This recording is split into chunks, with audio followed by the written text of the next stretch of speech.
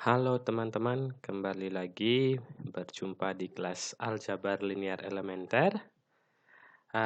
Pada hari ini kita akan membahas atau melanjutkan kembali pembicaraan kita terkait ruang vektor. Untuk hari ini topik kita adalah subruang. Oke. Jadi subruang ini adalah suatu yang lebih kecil atau suatu sistem yang lebih kecil dari ruang vektor yang masih mempertahankan aksioma-aksioma ruang vektor. Oke, bagaimana saja konsep subruang? Kita akan lihat di beberapa slide penjelasan saya. Oke, kita bisa mulai pembahasan terkait dengan subruang. Oke, untuk sebagai pendahuluan, tentu saja teman-teman sudah familiar dengan istilah subhimpunan atau subset. Oke, kembali saya ilustrasikan. Ketika saya mempunyai sebuah himpunan H seperti itu, jadi garis biru ini atau kurva biru ini menandakan bahwa batas untuk himpunan H. Kemudian ketika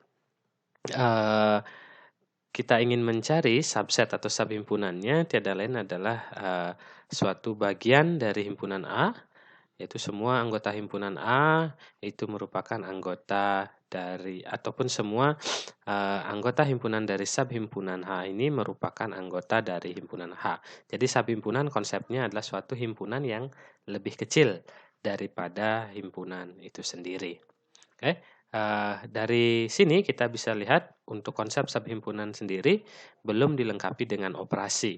Jadi kita tahu bahwa dalam ruang vektor ada dua himpunan yang dilibatkan, yaitu ruang vektor itu sendiri dan himpunan semua bilangan real, dan juga ada dua operasi yang dilibatkan, yaitu operasi penjumlahan dan operasi perkalian skalar. Untuk konsep subset sendiri, ini belum dilengkapi dengan operasi. Oke, kita akan lihat ilustrasi dari subruang yang tentu saja saya kira memiliki kesamaan prinsip pada ilustrasi subhimpunan atau subset. Ya, kita bisa lihat kondisi awal dari ruang vektor itu sendiri. Jadi ini adalah himpunan V. Jadi ini nanti himpunan ruang vektor, kemudian ini adalah himpunan semua bilangan real R. Oke, kita tahu bahwa operasi penjumlahan terdefinisi atau dapat diinteraksikan antara dua anggota himpunan V, yaitu misalkan U dengan V, ini bisa dilakukan operasi penjumlahan. Sementara perkalian skalar ini adalah interaksi antara anggota himpunan V dengan anggota himpunan R. Oke, jadi ketika sudah dilengkapi dengan dua operasi dan memenuhi ke-10 aksioma yang kita bahas pada pertemuan sebelumnya, maka dikatakanlah V merupakan ruang vektor atas himpunan semua bilangan real. Lalu untuk subruang sendiri di mana posisinya? Itu sama atau serupa dengan subhimpunan. Posisinya adalah di dalam himpunan V itu sendiri. Jadi ini adalah ilustrasi dari subruang. Ya, kira-kira posisinya seperti itu. Ya, namun yang harus dicermati karena V tadi dilengkapi oleh dua operasi penjumlahan dan perkalian skalar, tentu saja yang namanya subruang di sini juga harus mempertahankan aksioma-aksioma operasi yang ada pada himpunan P. Saya kira demikian ilustrasinya sebagai pengantar untuk sebelum kita masuk ke definisi subruang. Baik, kita akan lanjutkan ke definisi formal dari subruang itu seperti apa. Ya, untuk definisinya sendiri sangat mudah untuk dipahami. Misalkan V itu adalah himpunan ruang vektor atas R, himpunan bagian W, jadi W adalah himpunan bagian dari V, disebut subruang jika W sendiri merupakan ruang vektor atas R dengan operasi penjumlahan dan perkalian skalar yang terdefinisi pada V. Oke, jadi konsep sederhananya sendiri adalah W itu adalah himpunan bagian dari V dan juga W tersebut merupakan subruang atau merupakan ruang vektor atas R dengan operasi penjumlahan dan perkalian skalar yang didefinisikan pada himpunan V. Oke, jadi cukup simpel untuk definisinya. Oleh karena itu kita coba lihat contoh. Ya, kita tahu bersama bahwa R2 ini merupakan ruang vektor atas R. Ya, jadi contoh kemarin Rn seperti itu, jadi untuk n sama dengan 2, ini merupakan ruang vektor dengan operasi penjumlahan dan perkalian skalar, jadi yang standar. Jadi penjumlahannya adalah menjumlahkan elemen-elemen atau komponen-komponen yang seletak, kemudian perkalian skalarnya adalah mengalikan setiap komponen dengan skalar yang digunakan sebagai pengalinya. Ya, kemudian misalkan himpunan H ini seperti ini, jadi himpunan semua vektor dengan komponen x, 0, dengan mana x ini adalah anggota R. Ya, jadi himpunan ini tiada lain merupakan himpunan titik-titik pada sumbu X. Oke, pertanyaannya apakah H merupakan subruang dari R2?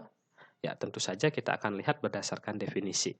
Ya, jadi perlu diperlihatkan pertama yaitu adalah apakah H ini merupakan subset atau subhimpunan dari R2. Oke, sehingga kita perlu lihat dulu bagaimana ilustrasinya. Ya, jadi ilustrasinya demikian. R2 ini adalah seluruh titik-titik yang berada pada koordinat kartesius 2 dimensi ini. Jadi daerah yang berwarna hijau ini adalah sebagai perwakilannya, tentu saja bisa diperluas, itu adalah R2. Sementara H itu adalah semua titik-titik yang berada di sumbu X. Oke, kita bisa lihat bahwa komponennya adalah X, 0, yaitu komponen untuk Y-nya bernilai 0, sehingga ya kita bisa cermati bahwa H itu adalah himpunan semua titik-titik yang berada pada garis yang berwarna biru ini. Oke, sehingga dengan mudah kita bisa cermati bahwa H itu merupakan subset dari R. Oke, kita bisa lihat bahwa R2 itu adalah semua vektor dengan komponen X, Y, yaitulah semua titik-titik pada bidang koordinat, sementara H itu adalah vektor dengan komponen X, 0, tidak lain adalah semua vektor atau semua titik-titik yang berada pada sumbu X. Sehingga jelas kita bisa buktikan bahwa H itu merupakan subset dari R2. Oke, kita sudah memperoleh bahwa H merupakan subset dari R2. Selanjutnya kita akan memperlihatkan atau menyelidiki apakah H ini memenuhi ke-10 aksioma dari ruang vektor. Karena apa? Karena untuk menyelidiki H merupakan subruang atau tidak, kita harus menyelidiki aksioma-aksioma yang ada pada ruang vektor. Kita bisa cepat saja untuk aksioma 1 itu terpenuhi. Kita bisa lihat dengan mengambil 2 sembarang anggota H. Jadi anggota H pasti bentuknya seperti ini. Komponen keduanya selalu bernilai 0 sesuai dengan definisi dari anggota H. Kemudian untuk penjumlahannya kita bisa lihat. Jadi penjumlahan standar itu menjumlahkan antar komponen dan lagi-lagi bentuk hasilnya adalah X1 plus X2, 0. Oke, sekali lagi ini merupakan anggota H karena komponen keduanya bernilai 0. Oke, jadi aksioma 1 terpenuhi yaitu sifat tertutup.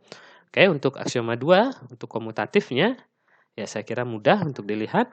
Begitupun juga aksioma 3 untuk asosiatifnya saya kira juga mudah dilihat.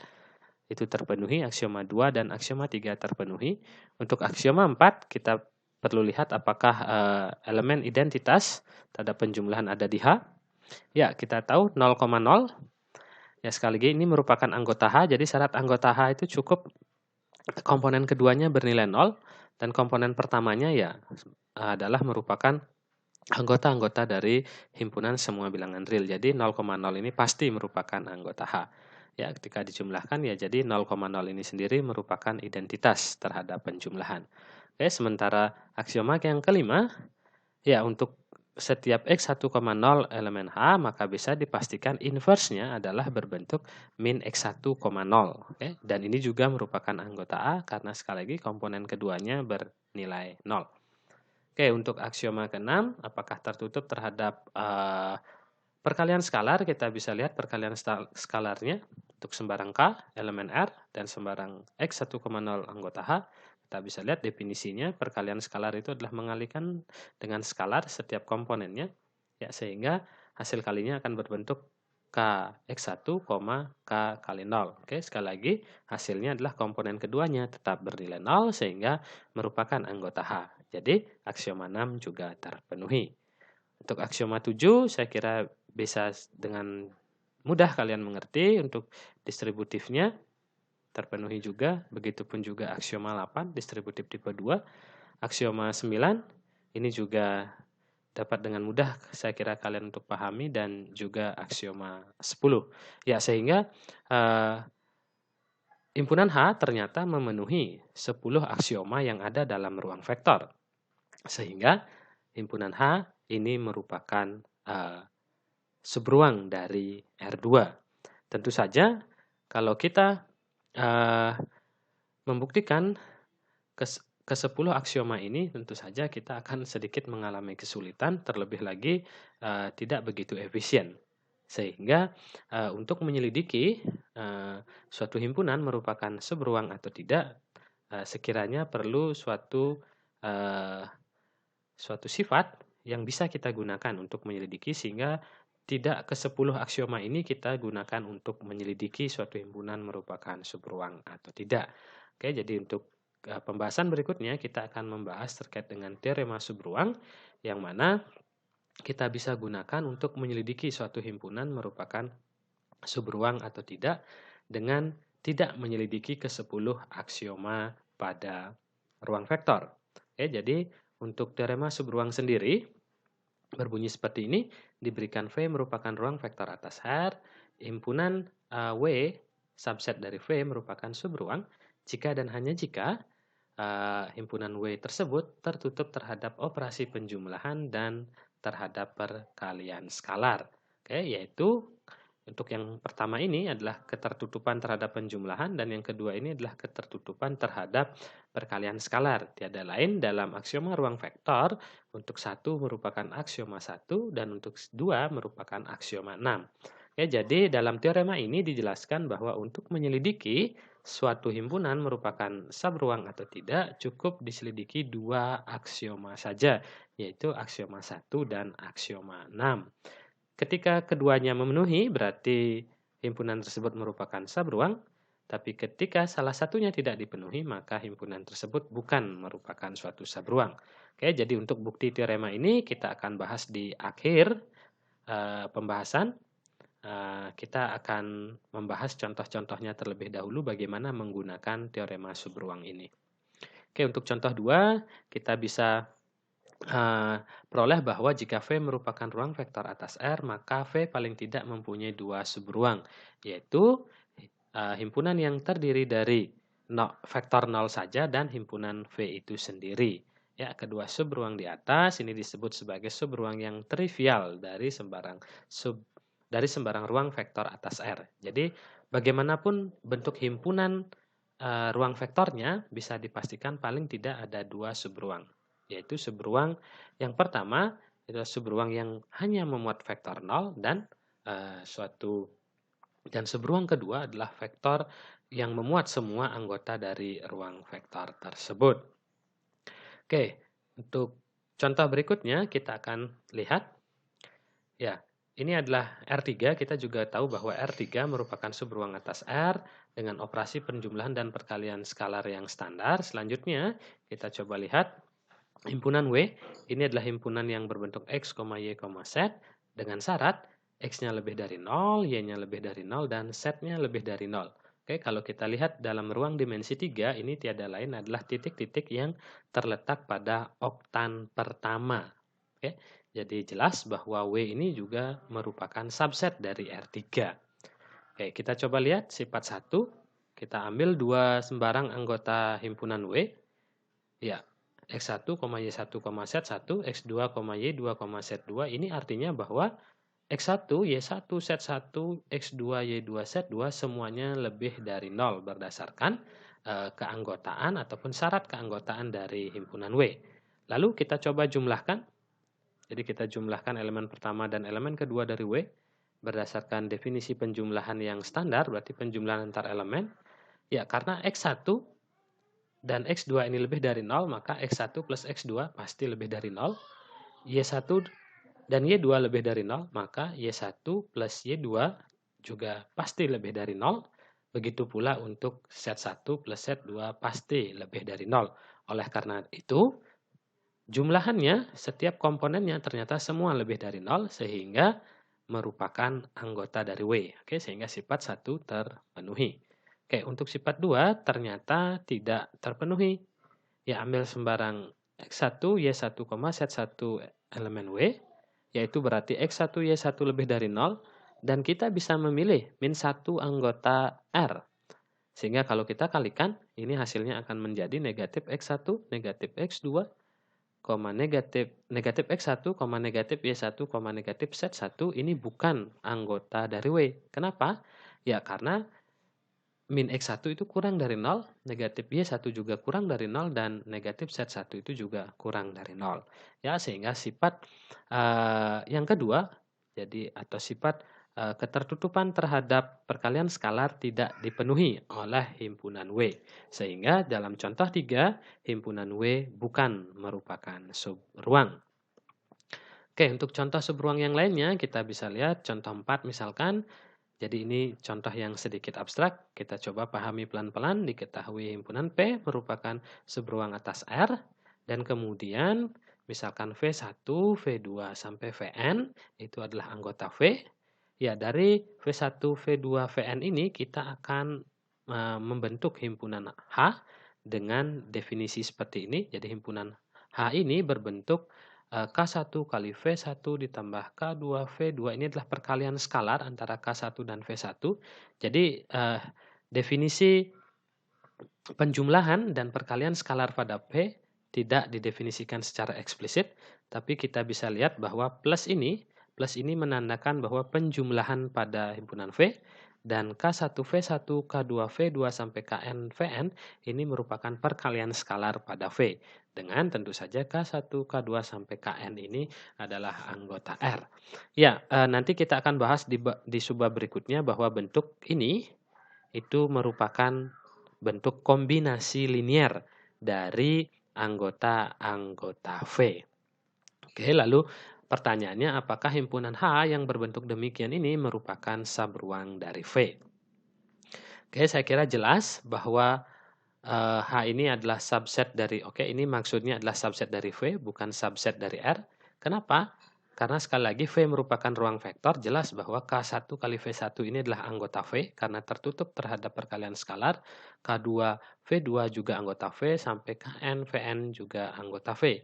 Kemudian ketika ini dijumlahkan, ya kembali lagi merupakan anggota V karena tertutup terhadap operasi penjumlahan. Sehingga jelas bahwa setiap kita mengambil anggota H, pasti juga merupakan anggota V. Oleh karena itu, H ini merupakan subset dari V. Jadi bukan subset dari R ya. Jadi subset dari V.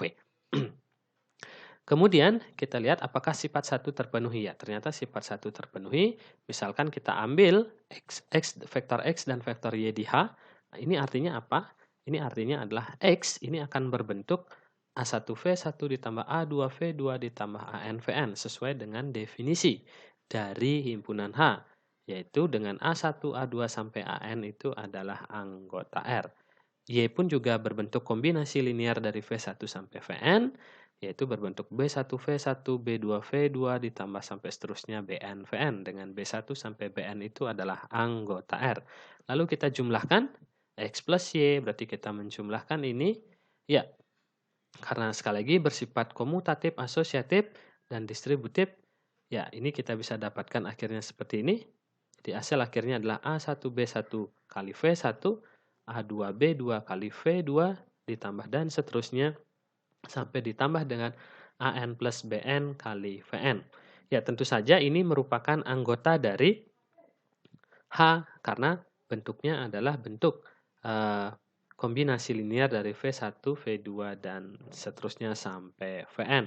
Ya, karena A1, B1 anggota V, tentu saja A1 plus B1 anggota V, sampai dan seterusnya AN dan Bn ini adalah anggota V, maka AN plus Bn juga anggota R.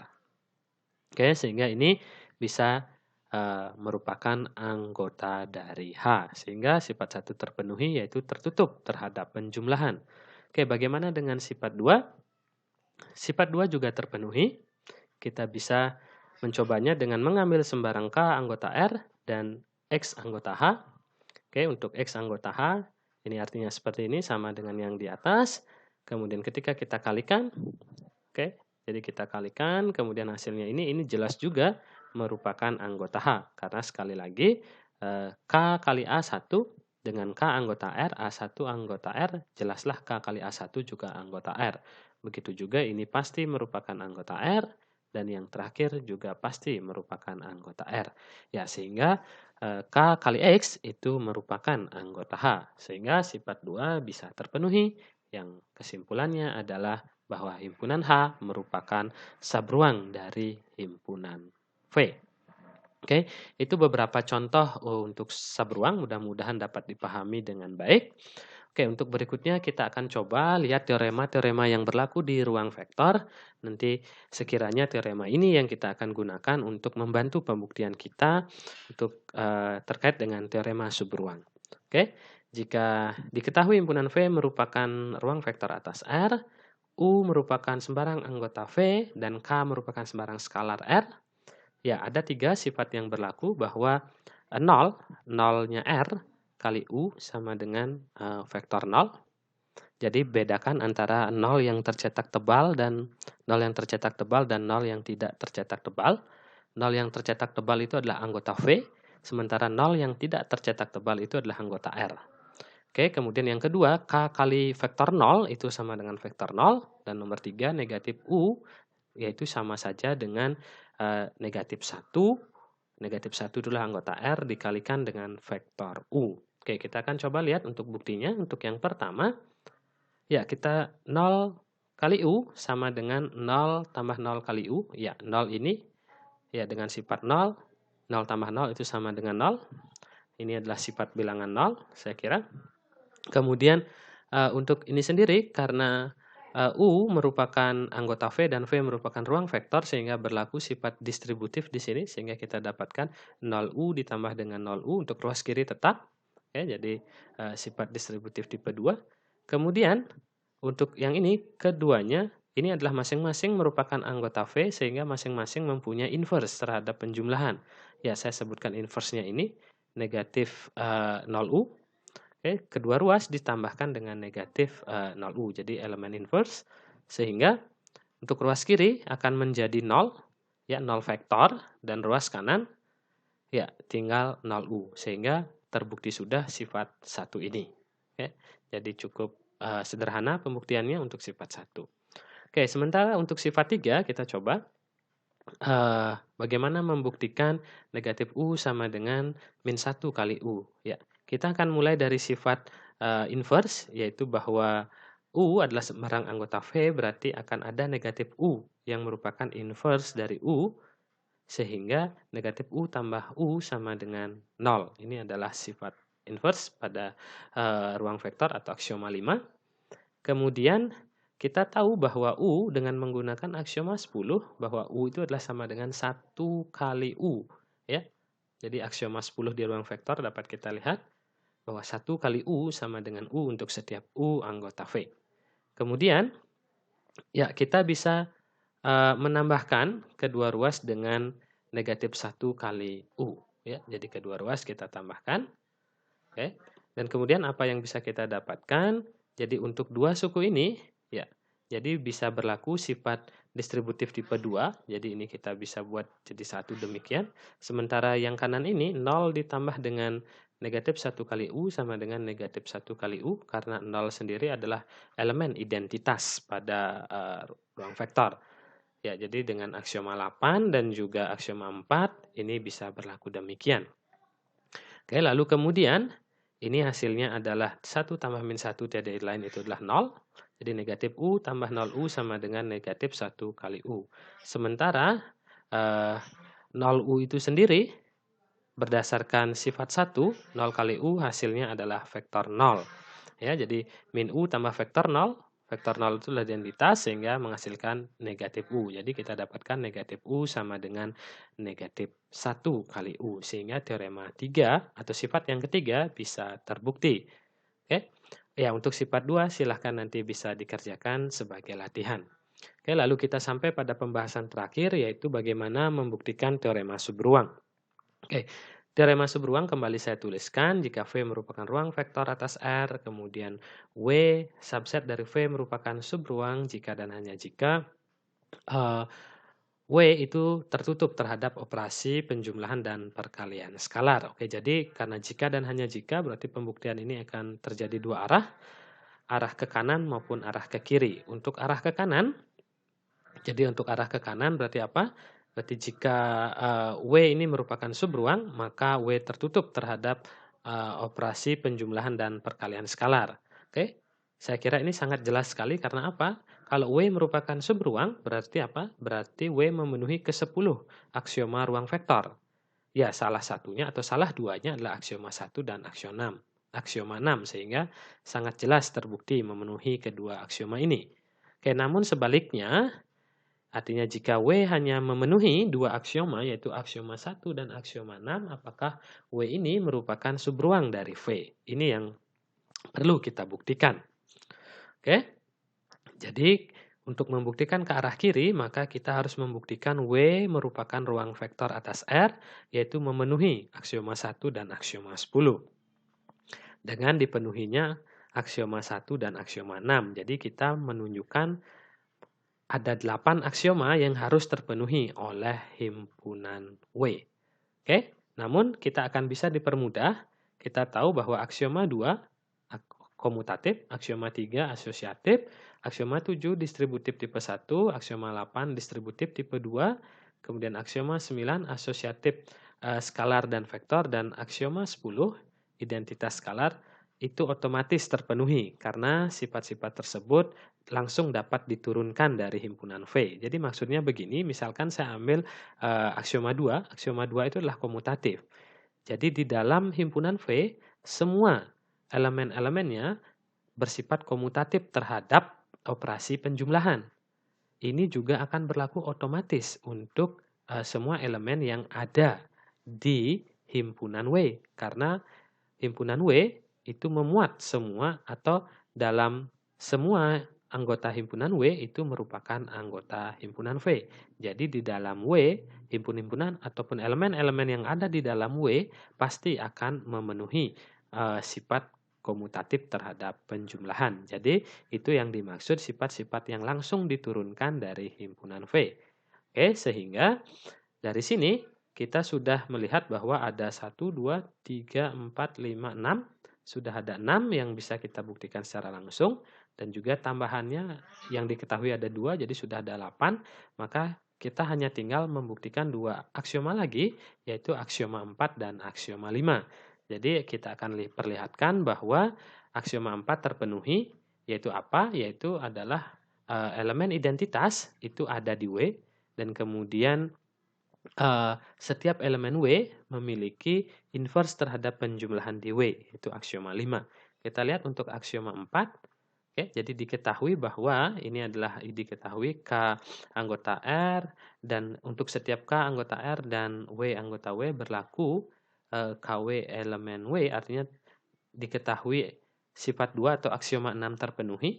Oke, jadi dari yang diketahui sehingga kita bisa dapatkan, karena untuk setiap anggota R berarti kita bisa memilih 0 anggota R dan sembarang W anggota W. 0 kali W itu merupakan anggota W. Sementara 0 kali W ini berdasarkan sifat 1 pada teorema ruang vektor di slide sebelumnya. 0 kali W itu merupakan vektor 0. Karena 0 kali W anggota W, otomatis juga vektor 0 juga merupakan anggota W. Jadi aksioma 4 sudah berhasil kita perlihatkan ternyata bisa dipenuhi. Oke, untuk yang terakhir, aksioma 5, ya dengan cara yang sama kita juga bisa memilih negatif 1 anggota R dan sembarang W anggota W. Karena aksioma 6 terpenuhi, maka min 1 kali W juga merupakan anggota W. Ya, berdasarkan sifat 3 di slide sebelumnya, bahwa min 1 kali W itu sama dengan negatif W. Karena min 1 kali W adalah anggota W, jadi kita dapatkan negatif W juga merupakan anggota dari W, sehingga aksioma 5 terpenuhi. Ya, dengan demikian jadi seluruh aksioma 1-10 sudah terpenuhi, jadi terbukti bahwa W itu merupakan subruang dari V. Ya, jadi ini adalah pembuktian teorema subruang. Oke, dan bagian terakhir, kalian bisa mengerjakan latihan-latihan soal untuk mengasah lagi keterampilan kalian dalam memahami konsep subruang. Oke, jadi soal nomor 1 ini adalah saya minta kalian untuk membuktikan sifat 2 pada teorema ruang vektor. Kemudian yang nomor 2 juga soal pembuktian, dan soal 3 sampai soal 7 kalian diminta untuk menyelidiki himpunan-himpunan yang diberikan apakah merupakan subruang atau tidak. Oke, selamat mengerjakan latihan. Semoga dengan ini kalian bisa memahami dengan lebih baik lagi konsep subruang. Oke, terakhir saya ucapkan terima kasih, sehat selalu.